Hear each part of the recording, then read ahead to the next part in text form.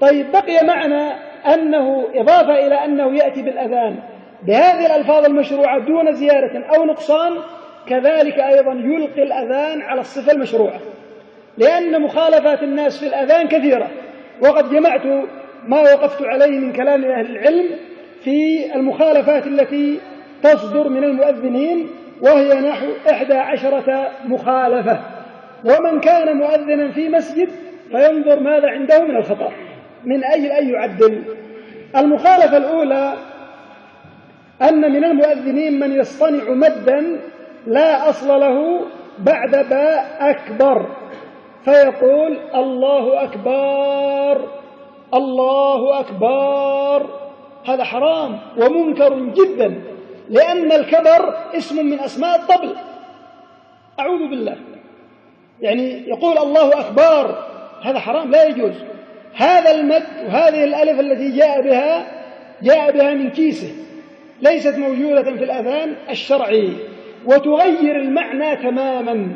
بينما أنت تعلن أكبرية الله عز وجل، إذا بك يعني تقول طبل، نعوذ بالله نعوذ بالله. وتعالى الله عما يقول الجاهلون علوا كبيرا.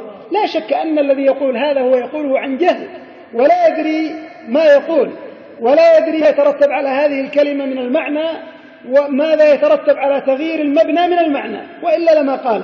لكن لا بد أن ينبه على هذا. فالمؤذن ما يجي يقول الله أكبر الله أكبر، هذا حرام لا يجوز. هذه المسألة الأولى. الثانية المبالغة في المد بعد لام لفظ الجلالة من التكبير، مع أنه مد طبيعي، فيقول الله أكبر. طيب المد هذا زيادة ليش؟ الله أكبر. طيب هو سلم في أكبر وأخطأ في لفظ الجلالة، جاء بمدة طويلة.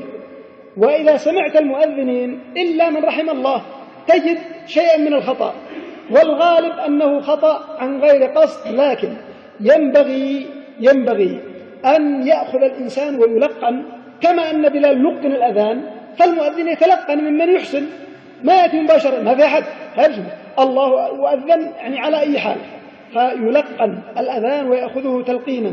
وهناك أسانيد الآن وإجازات في الأذان، إجازات في الأذان الله أعلم بحالها.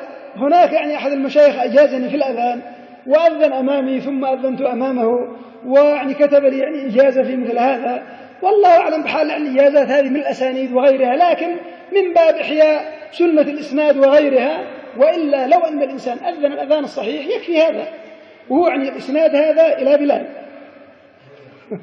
إلى بلال رضي الله عنه، يعني إجازة بالأذان. ما أعرف أن بلال كان يجيز أحد ولا يفعل لهم إجازات ولا يكتب لهم شيئا، لكن من الناس وقال لي هذا عاد باقي عندي إجازة بالصاع، تريد تأخذها الصاع النبوي، إجازة بالإسناد، وأنه قدر كذا وهات كأس. قلنا يلا جينا بكأس، جينا بكأس وفعل فيه يعني الماء يعني بيده، وقال افعل فيه يعني نفس صب هذا وافعل فيه نفس المقدار من أجل يؤخذ بالإسناد كما أخذنا عن مشايخنا.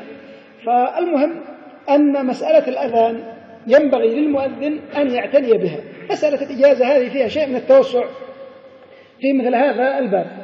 طيب إذن في قوله الله أكبر يخطئ المؤذنون أو بعض المؤذنين، بعضهم يخطئ في لفظ الجلالة فيمد الله أكبر، وبعضهم يخطئ في أكبر فيمد الله أكبر، والكبر اسم من أسماء الطبل. هذا خطأ وهذا أيضا خطأ. الثالث قال إدغام الهاء من أشهد في الشين فينطقونها أشهد أن محمدا، حذف الهاء تماما، شد الشين فعل لها شدة يعني طويلة عريضة وفتحة فوقها أشهد أن. وين الهاء؟ تشهد إيش هذه أشهد؟ فيأتي بها مع التفاعل، وبعضهم يؤذن ويهتز، يؤذن من قلبه يهتز مع الأذان. طيب يعني لا مانع، أذن من قلبك أنت مأجور جزاك الله خيرا، أنت تنادي بالتوحيد بالصلاة وبالخير، لكن هات الأذان على صفته الشرعية. الرابع قول بعضهم أشهد بزيادة واو بعد الدال، أشهد أن لا إله إلا الله، أشهد. طيب زدت واو من عندك، الواو هذه من كيسك ليست موجودة في الأذان. أشهد ضم على الأبدال، وأشهد أن محمدا، أشهد أن لا إله إلا الله بدون هذه الواو، أشهد. بعضهم اشهدوا، لا تشهد ولا نشهد، فنحن سنشهد أن لا إله إلا الله وأن محمدا رسول الله شهادة التوحيد، لكن في هذا الموضع أن تقول أشهد أن لا إله، لا تقول اشهدوا ولا أشهدوا، يعني أنا ولا أشهدوا أنتم، بهذا اللفظ. الرابع تعليق ألسنتهم بنطق اللام من إلا، فيبقى على اللام مدة طويلة قبل أن ينطق لفظ الجلالة.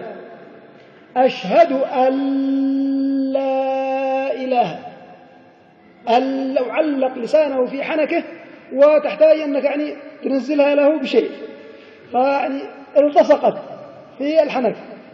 أشهد أن لا أشهد أن لا إله إلى آخره. طيب المخالفة السادسة المد المبالغ فيه في إله. أشهد أن لا إله فيمد، فلا يمد لا يقول أشهد أن لا إله، أشهد أن لا إله بدون أن يمد الألف مدا زائدا في إله. السابعة المد المصطنع بعدها إله فتصير إلها. أشهد أن لا إله إلا الله، يعني الذي يطلع عقبه بعدها ينزل.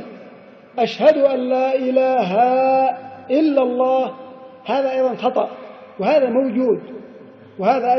موجود. كذلك أيضا بعضهم ينصب أشهد أن محمدا رسول الله، يعني أشهد أن محمدا اسم إن ورسوله خبرها مرفوع، فجعل الاسم منصوب والخبر منصوب، وإن كان هذا قد جاء في لغة خفف الوط إن حراسنا أسدا، فهذا هو أقل باعتبار أنه قد ورد، لكن هي يعني لغة خلاف الراجح. طيب الثامن زيادة ياء في حي التي هي اسم فعل أمر، فيضيف حي على الصلاة، لا هذا خطأ، لأن حي أصبح من التحية، وإنما حي الذي هو اسم فعل أمر بمعنى هلموا وأقبلوا، حي على الصلاة، حي على الفلاح. مش يعني أنه يعني يقضبها يعني جدا، ولا أنه يأتي لها بألف، ما يقول حي على الصلاة، حي على الفلاح، هذا خطأ. التاسع المبالغة في مد على من الحيعلتين، فيقول أحدهم حي على الصلاة، حي على مدها، وعاد الصلاة الصلاة، فلا تفعلها هكذا جزاك الله خيرا. حي على الصلاة، فعلى يعني ارفق بها قليلا، والصلاة أيضا ارفق بها قليلا، فيأتي ويخطئ في على وفي الصلاة، حي على الصلاة، هذا خطأ وهذا خطأ في على وفي الصلاة. طيب الذي بعده زيادة ياء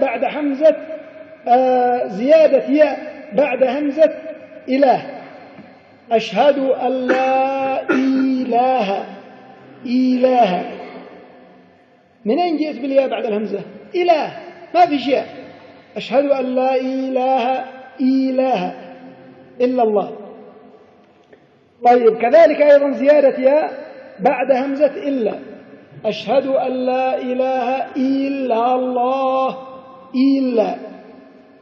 إلا جاء بياء، إلا ما يأتي بإلا إلا بدون ياء.